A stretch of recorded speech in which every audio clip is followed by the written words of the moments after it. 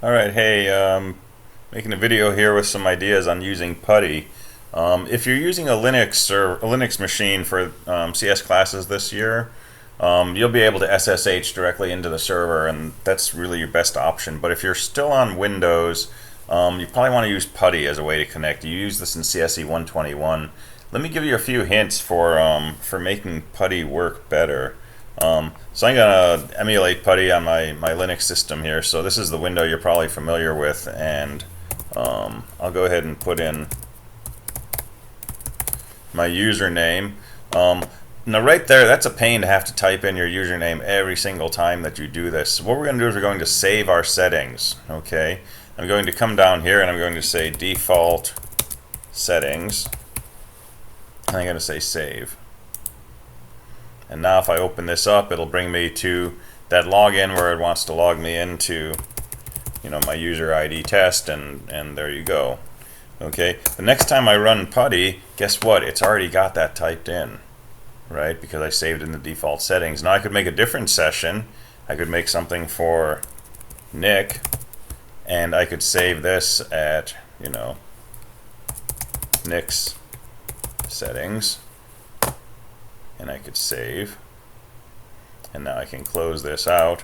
And the next time I run Putty, I have two options. The default option is Nick, but if I wanted is a test. But if I want to do Nick's, I can actually just double click this, and it loads it in, and it tries to log me in as Nick. So you can set up different profiles for yourself if you have, a setup that you use for going to the Linux server and maybe one for going somewhere else and so on. You can customize these. Right? And if I want to start with a setting, I can just say load it in, right? I could load in Nick's setting and then make some changes, then I could save it. So let's see what else we can do.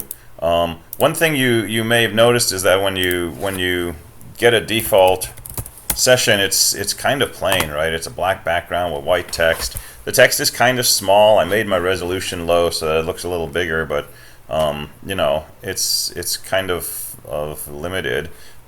Let's customize Putty. So we're going to come back in here. We're going to load the default settings.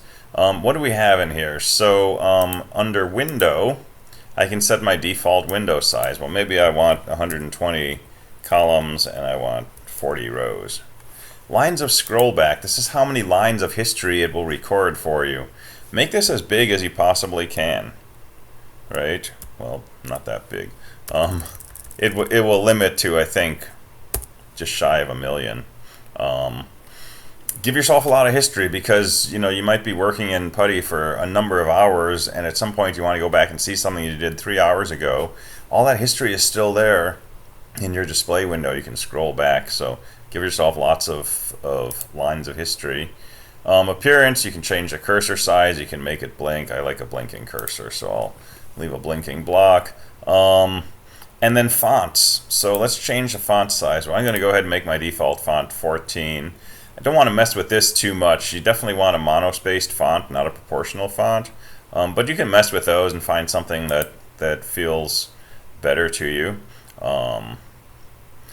Behavior, we don't have to worry about. Translation, I mentioned in another video. Go ahead and say enable VT100 line drawing, because for the Q&A system, you're going to want that turned on. Selection, copy and paste, right? You have lots of options here. You can do windows where the middle button extends and the right brings up a menu. I like X term, right? The middle button paste, the right button extends. Basically, anything you highlight will be put on the clipboard, right? So if I just select some text, it's going to copy it, and then when I want to paste, I can use the middle button. Alright, colors. You can set your default foreground and background color. Right now the foreground is set to basically white. Let's go ahead and just do a green on black. Or whatever, right? So you can set those up. And the rest of this you probably don't need to worry about too much.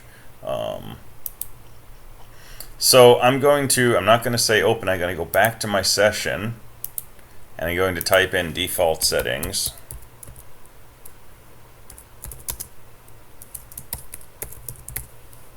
And I'm going to say save. And now I'm going to open my window. I got a big window, I've got green, I've got reasonable size text. Did I get my password right though? And I do have slow network problems at home right now. There we go. So I can, do a PS, and I can find a bunch of files, and I'm generating tons of output right now, right? And the cool thing is I can come over here and everything that I've done is saved, right? All the way up to when I first logged in with my password. And so I've got a million lines of scroll back, and that will last you quite a long time. So I can double click and that selects, and if I hit the middle mouse button it will paste. I can also do a control shift V if I turn that on in the options to paste. But if you want to do mouse, just double click to select, and then middle mouse button, that's the scroll wheel, to paste. And that'll make you more efficient. And again, if you save it in your profile, the next time that you run, those settings come up automatically.